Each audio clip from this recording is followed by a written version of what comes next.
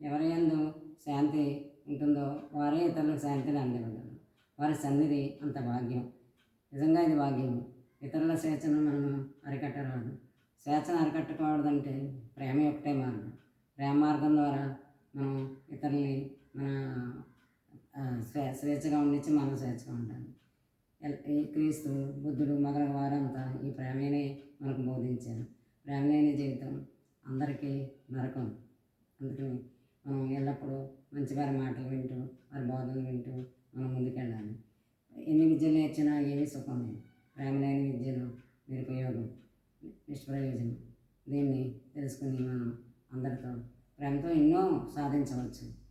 ప్రతి ఒక్కరిని ప్రేమతో ఆకట్టుకుని మన సన్నిధిలో వారికి ఆ సన్నిధిలో మనకి ఇచ్చి పుచ్చుకుంటాం. ప్రేమ ఉన్నది ఇచ్చి పుచ్చుకోవటమే, వేరే ఏమీ లేదు. ఇది నిజమే. ఇది ఇలాగ అందరూ ప్రేమ మార్గంలో వెళ్ళి స్వేచ్ఛగా జీవిద్దాం. ఇతరుల స్వేచ్ఛని మనం హరించకూడదు. వారికి నెత్తి మీద మన నిర్ణయాలు రుద్దకూడదు. వారిని స్వేచ్ఛగా బ్రతకనివ్వాలి. స్వేచ్ఛయే మానవ జాతికి మనుగడకు ఎంతో పైకి తీసుకెళ్ళి దారి అదే. స్వేచ్ఛ లేని మనుషులు ఇందులోనూ ముందుకి వెళ్ళలేరు.